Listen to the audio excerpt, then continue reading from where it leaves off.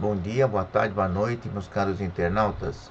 Sou o Dr. Tijoy Coquiqui, especializado em ciências cardiopulmonar e cirurgião cardiotorácico.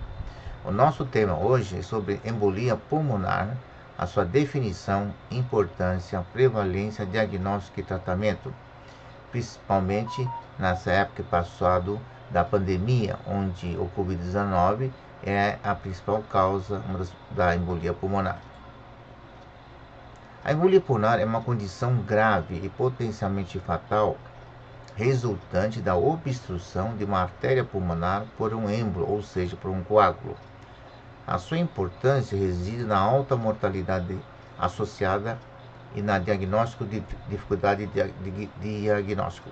A prevalência da doença está aumentando devido ao envelhecimento da população e o diagnóstico precoce e o tratamento adequado são fundamentais para reduzir a morbimortalidade. A sua importância reside em que é uma das principais causas de morte cardiovascular aguda. A sua importância deriva da alta mortalidade associada especialmente ao difícil diagnóstico e tratamento precoce. Além disso, a doença pode resultar em complicações graves como hipertensão pulmonar crônica, devido à obstrução de uma das veias pulmonares. E ela é a principal causa de morte súbita. A prevalência da embolia é uma condição muito significativa, afetando milhões de pessoas em todo o mundo a cada ano, e a sua incidência tem aumentado devido ao envelhecimento da população, ao maior número de procedimentos cirúrgicos, principalmente ortopédicos, aumento e sobrevida de pacientes com doenças crônicas também facilita a embolia pulmonar. E mais recentemente devido à pandemia do Covid-19, onde uma das complicações é a embolia pulmonar, bem como seus efeitos colaterais e algumas vacinas também contra a Covid-19. Quais são os sinais e sintomas de embolia? De que modo como eu posso suspeitar com embolia pulmonar?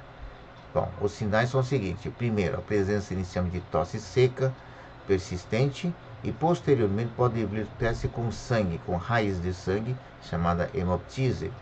Dores também no peito, nas costas, falta de ar, cansaço, mal-estar e palpitações. São os principais sintomas que pode suspeitar de uma possível embolia pulmonar. De que modo ela é formada essa embolia? Onde é formada o êmbolo? Bom, a embolia pulmonar, na maioria das vezes, inicia em dois locais principais: nos membros inferiores, nas pernas ou no coração. Então aqui tem um esquema onde foi feito três gráficos. Aqui o sangue está circulando, né? Devido à estase ou problema de circulatório, ele forma-se coágulos, e esses coágulos podem migrar para os pulmões, provocando a embolia pulmonar, dando falta de ar e cansaço nas pessoas.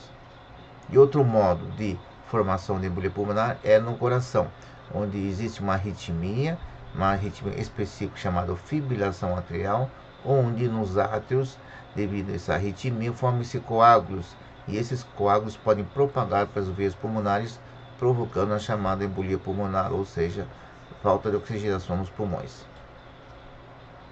Então, os fatores predisponentes da embolia são as varizes, como mostram nessas fotos aqui, das pessoas que têm bastante varizes, bastante gigantescas, onde existe estase de sangue, e o sangue fica mais parado e podendo formar coágulos e pode depois migrar para os pulmões.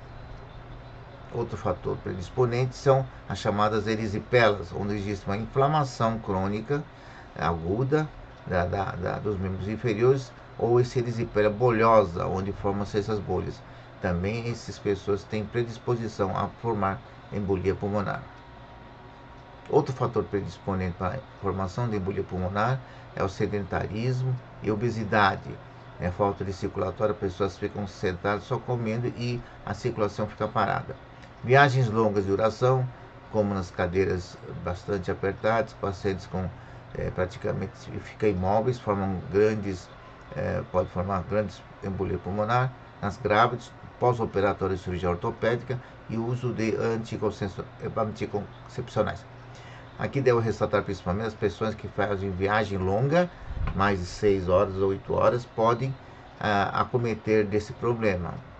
e isso ocorre frequentemente em pessoas sadias em que, ao levantar-se do avião, o êmbolo é mobilizado para os pulmões e dando uma mortalidade grande.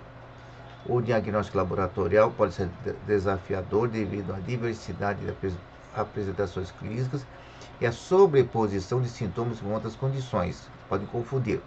Então, os principais métodos de diagnóstico são a tomografia do tórax, cintilografia pulmonar e angiografia pulmonar.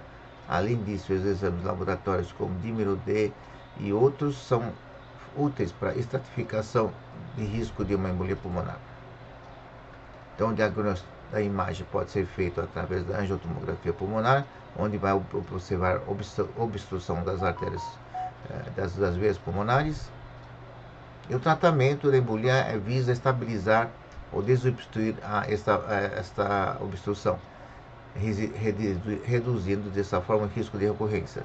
Então, as estratégias incluem o uso de anticoagulantes, trombólise e embolectomia, que usam um cateter para remorar o êmbolo ou o coágulo. A escolha do tratamento depende da gravidade da doença, das condições clínicas do paciente e da presença de complicações.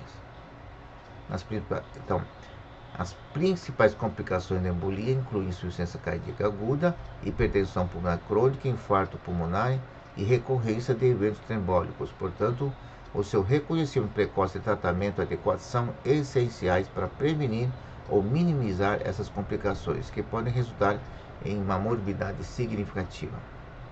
Conclusão: a embolia pulmonar é uma condição grave e potencialmente fatal que requer atenção especial devido à sua alta mortalidade e morbidade. O diagnóstico precoce e o tratamento adequado são fundamentais para melhorar os desfechos clínicos. Portanto, a conscientização sobre a doença e a implementação de estratégias de prevenção são essenciais para reduzir o impacto da embolia pulmonar na sua saúde pública, evitando as emergências. Muito obrigado por assistir. Estou a inteiro dispor. Obrigado.